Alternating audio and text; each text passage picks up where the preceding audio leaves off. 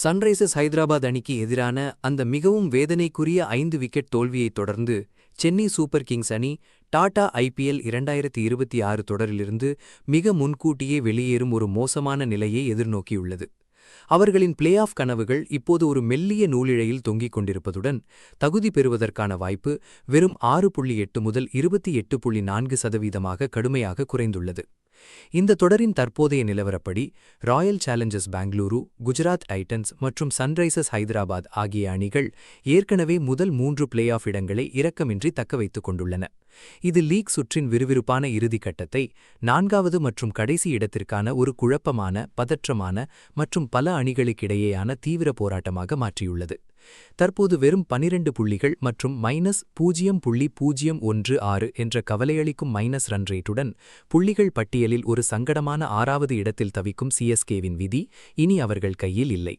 தற்போதைய அட்டவணையின்படி அவர்களுக்கு இன்னும் ஒரே ஒரு குரூப் ஸ்டேஜ் போட்டி மட்டுமே மீதமுள்ளதால் அவர்களால் கணித ரீதியாக அதிகபட்சமாக 14 புள்ளிகளை மட்டுமே பெற முடியும். ஒரு அதிசயமான தப்பிப்பிழைப்பை அவர்கள் நிகழ்த்தி காட்ட வேண்டுமென்றால் அவர்களுக்கு சாதகமாக ஒரு குறிப்பிட்ட மற்றும் குறைபாடற்ற நிகழ்வுகளின் சங்கிலி தொடர் கச்சிதமாக நடக்க வேண்டும். அது மே 21 அன்று நரேந்திர மோடி மைதானத்தின் பிரம்மாண்டமான அச்சுறுத்தும் சூழலில் பலம் வாய்ந்த குஜராத் டைட்டன்ஸ் அணிக்கு எதிராக ஒரு வாழ்வா சாவா போட்டியில் கண்டிப்பாக வெற்றி பெறுவதிலிருந்து தொடங்குகிறது. இருப்பினும் ஒரு குறுகிய வெற்றியை பெறுவது மட்டும் எதற்கும் போதுமானதாக இருக்காது. அந்த மஞ்சள் படை தங்களின் மைனஸ் ரன் ரேட்டை பெருமளவில் உயர்த்தி எதிரணிகளை முந்த, குறிப்பாக ராஜஸ்தான் ராயல்ஸ் அணியின் பாசிட்டிவ் 0.027 ரன் ரேட்டை முறியடிக்க குஜராத் டைட்டன்ஸ் அணியை ஒரு மிகப்பெரிய ரன் வித்தியாசத்தில் முழுமையாக துவம்சம் செய்ய வேண்டும். இந்த இமாலய பணியை அவர்கள் செய்து முடித்தாலும் கூட சென்னை அணியின் வீரர்களும் அவர்களின் தீவிர விசுவாசமிக்க ரசிகர்களும் புள்ளிகள் பட்டியலில் தங்களுக்கு மேலே இருக்கும் அணிகளின் வீழ்ச்சிக்காக ஆவலோடு பிரார்த்தனை செய்து கொண்டு ஸ்கோர் போர்டை பதற்றத்துடன் கவனிக்க வேண்டிய கட்டாயத்தில் இருப்பார்கள். எல்லாவற்றிற்கும் மேலாக 4வது இடத்தில் இருக்கும் பஞ்சாப் கிங்ஸ் அணி லக்னோ சூப்பர் ஜெயன்ஸ் அணிக்கு எதிரான தங்களின் இறுதி மற்றும் மிக முக்கியமான போட்டியில் தோல்வியடைய வேண்டும்.